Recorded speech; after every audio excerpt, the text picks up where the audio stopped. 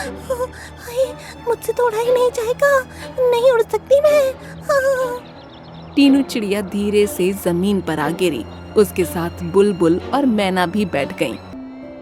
सुबह जब सूरज निकला तो ठंड थोड़ी कम होने पर बुलबुल और मैना की आंख खुली। बुलबुल, तुम ठीक तो हो ना? हाँ, मैं ठीक हूँ, लेकिन ये टीनू अभी तक कैसे सो रही है? बुलबुल और मैना ने उसको उठाने के लिए कई आवाजें लगाईं, तब भी वो नहीं उठी। अरे, इसकी तो सांस भी नहीं चल रही है, शरीर ठंडा पड़ा है। टीनू इस दुनिया में नहीं रही। ये दिसंबर महीने की शुरुआत थी। जंगल में सर्द हवाएं चल रही थीं और हल्की हल्की बर्फबारी हो रही थी। ऐसे में सभी जानवर चिंतित दिखाई दे रहे थे और आपस में चर्चा कर रहे थे।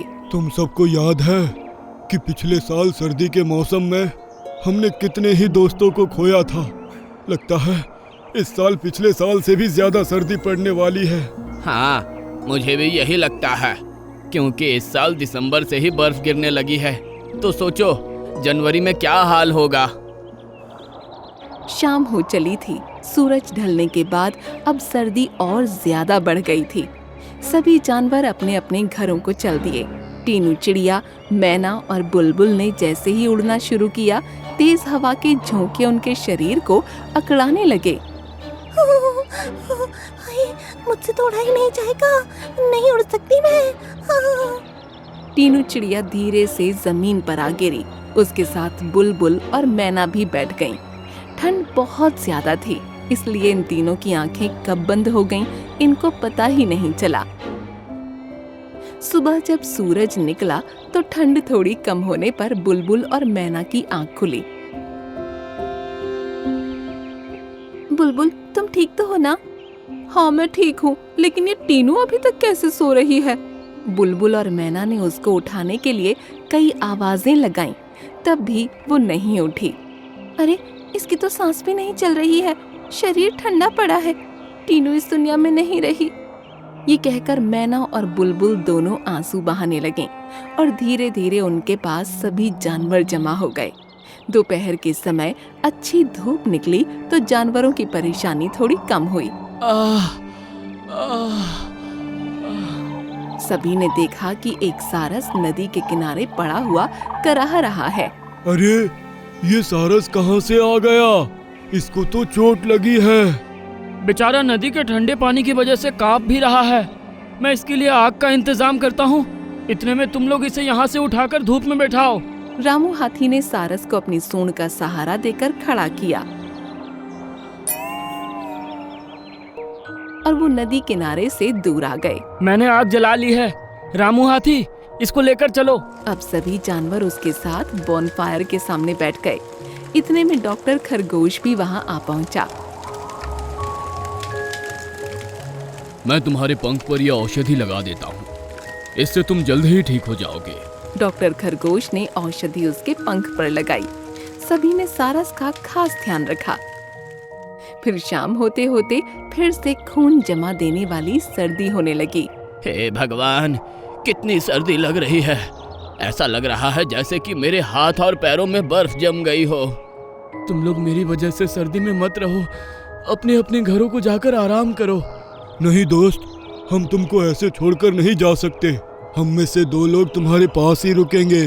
अब कालू भालू और रामू हाथी सारस के पास ही रुक गए और बाकी सभी अपने अपने घरों को चल दिए।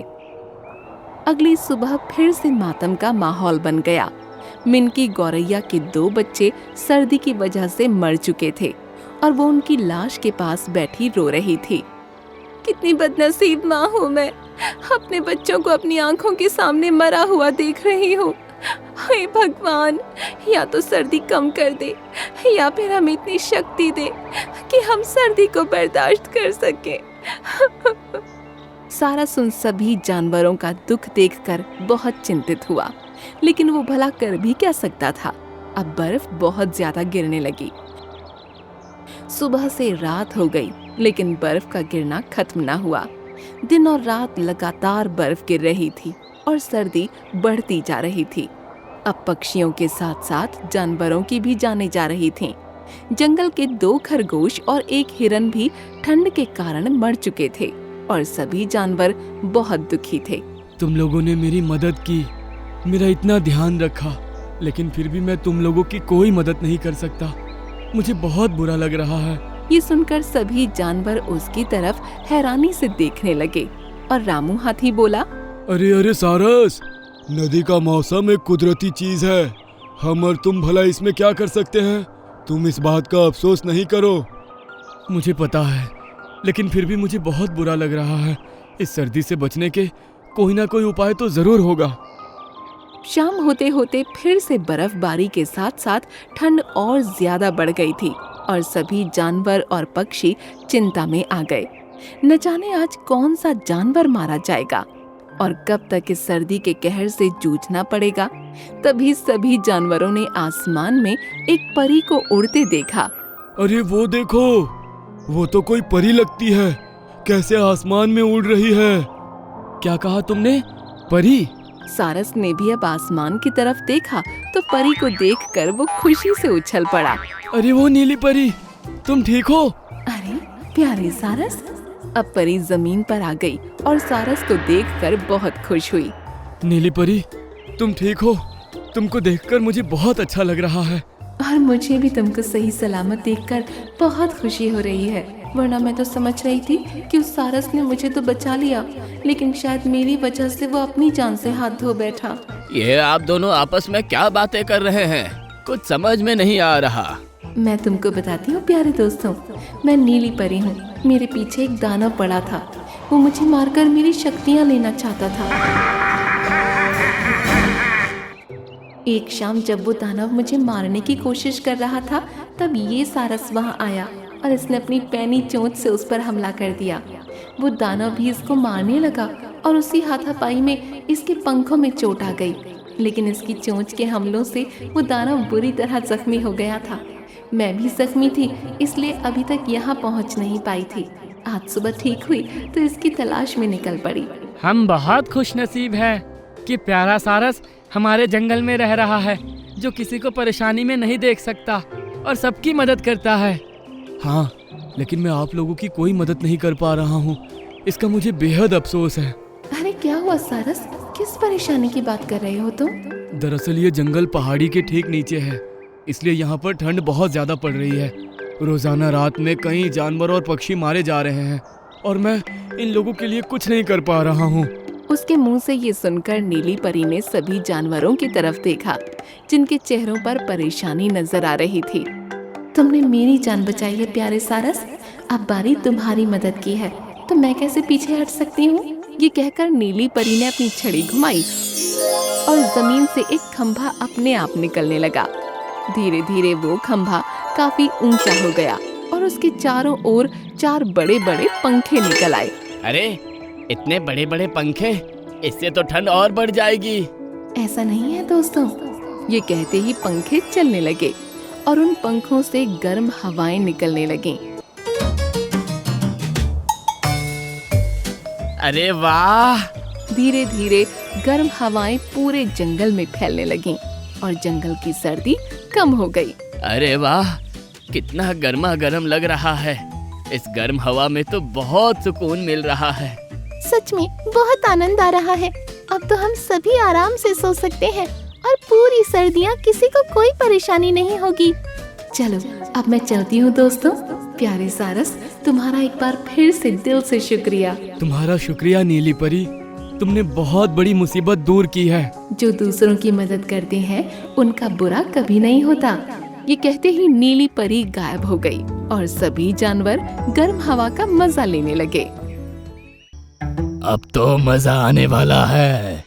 सभी पक्षी मजबूर होकर हमारे बने इन घरों में रहने के लिए आने वाले हैं। उसके बाद हमारे लिए कई दिनों के खाने का इंतजाम हो जाएगा। जंगल में ये सर्दियों की पहली सुबह थी। मिट्ठू, टीनू, मीनू चिड़िया, मैना, उल्लू अपने कुछ साथियों के साथ आसमान में सैर करने निकले थे। लेकिन सुबह सुबह कोहरे की वजह से आज की सैर में किसी तरह का कोई मजा नहीं आ रहा था। सभी मोटे पपीते की डालियों पर जाकर बैठ गए। कैसे हो प्यारे पक्षियों? सुबह सुबह की सैर कैसी रही? कुछ खास नहीं पपीते भैया, आप बताओ आपकी सुबह कैसी रही? मेरे लिए तो सुबह शाम बराबर है, और जब तक तुम लोगों के काम आता रहूंगा तब तक खुशी रहूंगा। तुम बहुत अच्छे हो पपीते भैया। कहकर मिट्ठू बाकी पक्षियों से बोला। प्यारे दोस्तों, इस बार ठंड कुछ ज्यादा ही पड़ने वाली है। मेरा कहना है कि हम सभी को अभी से अपने घोंसलों और घरों को नील के फूलों से सजा देना चाहिए। तभी उनमें अभी से गर्मी पैदा हो जाएगी और हमारे घोंसले हमें सर्द रातों की ठंडक से बचाने के लिए अभी से तैयार हो जाएंगे। मैं भी यही सोच रही थी कि इस बार हमें ये काम पहले ही कर देना चाहिए। चलो सभी नीली पहाड़ी पर चलते हैं। अगर कोई परेशानी हो तो मुझे जरूर याद करना। ठीक है पपीते भैया, चलो सब नीली पहाड़ी पर चलते हैं। सभी पक्षी वहाँ से उस नील पहाड़ी की तरफ उड़ गए जहाँ नील के पेड़ थे। नील के फूल पूरे जंगल में उगने वाले फूलों में सबसे बड़े और गर्म होते थे। सर्दियों में पक्षी इन्हीं फूलों से अपने घर और घोंसलों को सजाकर उनको गर्म रखा करते थे। जब सभी पक्षी पहाड़ी पर पहुँचे तो देखा कई बाज पहले से ही वहाँ जमा हैं। ये सब तुम बारातियों की तरह यहाँ किस लिए आए हो? बास भैया, हम अपने घोंसलों को गर्म रखने के लिए यहाँ नील के फूल लेने आए हैं। तुम लोग ये फूल यहाँ से नहीं ले जा सकते। ये देखो, हमने पहले से ही कितने सारे घर बना लिए हैं। अब इन सभी घरों को गर्म रखने के लिए हमें ज्यादा फूलों की जरूरत पड़ेगी। ये सुनकर सभी ने देखा कि बाजों ने वहाँ कई सारे घर बना रखे थे। सभी पेड़ों की टहनियों में लटके हुए थे। बास भैया, ये तो बहुत सारे घर हैं और आप लोग सिर्फ 4 हो। फिर आप इतने सारे घरों का क्या करने वाले हो? सभी बाजों ने एक दूसरे को रहस्यमयी तरीके से मुस्कुरा कर देखा और बोले, ये सभी घर हमने आप जैसे छोटे पक्षियों की मदद के लिए बनाए हैं। आप सभी बेफिक्र होकर यहाँ रहने के लिए आ जाओ और पूरी सर्दियाँ आराम से यहीं रहना। सुनकर सभी पक्षी खुश हो गए और वापस से अपने जंगल आकर मोटे पपीते के पास पहुँचे। अपने जंगल को छोड़कर वहाँ बाजों के इलाके में जाकर रहना ठीक नहीं होगा। वो जरूर कोई चाल चल रहे हैं। तुम लोगों को उस इलाके में अपने खाने का इंतजाम करने में भी बहुत मुश्किल होगी। तुम ठीक कह रहे हो पपीते भैया, लेकिन अब हम इस सर्दी से बचने के लिए आगे क्या कर सकते हैं? इसके लिए मुझे थोड़ी मेहनत करनी पड़ेगी। सुबह 11 बजे से शाम तक जब कड़ी धूप आती है, उससे बचने के लिए मैं पत्तों के अंदर खुद को छुपा लेता हूँ। लेकिन अब तुम लोगों की समस्या को खत्म करने के लिए मुझे उस धूप का सामना करके उससे शक्तियाँ हासिल करनी होगी। मैं आज पूरे दिन धूप में तपूंगा। ऐसा करने से मेरे अंदर सूरज की गर्मी से इतनी शक्ति आ जाएगी कि फिर मैं तुम लोगों की मदद कर सकूंगा। तुम वाकई में बहुत दयालु हो पपीते भैया, लेकिन तुमको इतनी मुसीबत उठाने की जरूरत नहीं है। क्यों नहीं है? तुम लोग मेरे अपने हो। क्या तुम लोग मुझे गैर समझते हो? सुनकर सभी चुप हो गए और फिर पपीता उसी समय पत्तों से निकल आया। 11 बजे के बाद उसके ऊपर धूप पड़ने लगी। उस पूरे दिन मोटा पपीता धूप में सिकता रहा।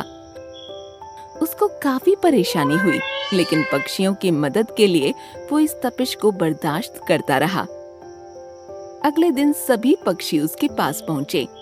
पपीते भैया, हमारी वजह से तुमको कितनी परेशानी झेलनी पड़ी। हमें बिल्कुल भी अच्छा नहीं लग रहा। लेकिन मुझे खुशी है कि मैंने सूरज की रोशनी से शक्तियाँ हासिल कर ली है। अब तुम लोग वही करो जो मैं कहता हूँ। ऐसा कहकर पपीते ने अपनी आंखें बंद कर लीं। उसका पेट अपने आप खुल गया और उसके अंदर सभी को काले काले बीज नजर आने लगे। तुम लोग एक एक बीज निकाल लो और इन बीजों को ले जाकर अपने घोंसले में रख दो। अगले दिनों में ये बीज फूटकर कच्चे पपीतों का रूप ले लेंगे। उन पपीतों में इतनी गर्मी होगी कि सारी सर्दियाँ तुम लोग आराम से उसमें रहकर गुजार सकोगे। ये सुन सभी पक्षियों ने उसका बहुत बहुत धन्यवाद किया और फिर एक एक बीज को अपनी चोंच में दबाकर ले गए।